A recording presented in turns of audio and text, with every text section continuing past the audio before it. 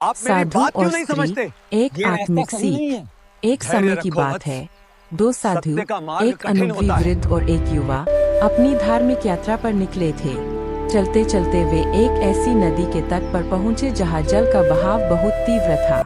वहीं किनारे पर एक सुंदर युवती खड़ी अत्यंत व्याकुल होकर रो रही थी।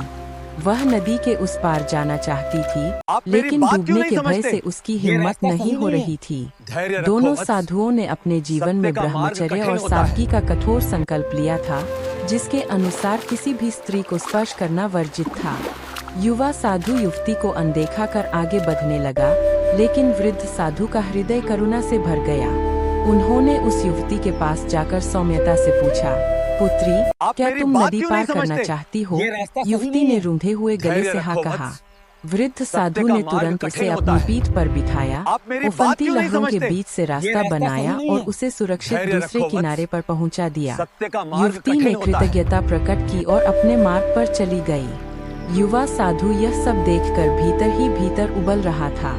उसके मन में खलबली मची थी कि उसके गुरु ने नियमों का उल्लंघन कैसे कर दिया। अगले कई घंटों तक दोनों मौन चलते रहे, लेकिन युवा साधु का क्रोध मेरी और बात भ्रम क्यों नहीं बढ़ता ही समझते? गया। ये रास्ता अंत में सही जब नहीं है। उससे रहा नहीं धैर्य गया, रखो वत्स। तो वह चिल्लाकर बोला, सत्य का मार्ग कठिन महाराज, होता है। आपने मर्यादा का उल्लंघन किया है।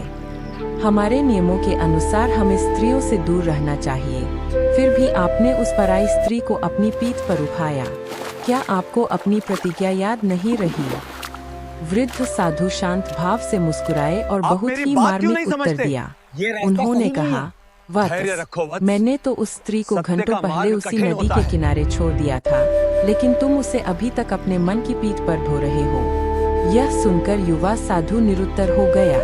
उसे समझ आ आप गया मेरी कि बात क्यों धर्म नहीं केवल समझते? बाहरी नियमों ये के रास्ता पालन सही में नहीं है। नहीं, बल्कि धैर्य मन रखो की वत्स। निर्मलता और परोपकार में सत्य का छिपा मार्ग है। कठिन होता है। अतीत की बातों को पकड़ कर रखना ही असली बंधन है, जबकि वर्तमान में मानवता की सेवा करना ही सच्ची साधना है। क्या आप इस कहानी पर आधारित कोई चित्र बनवाना चाहेंगे या किसी अन्य विषय पर कहानी सुनना पसंद करेंगे?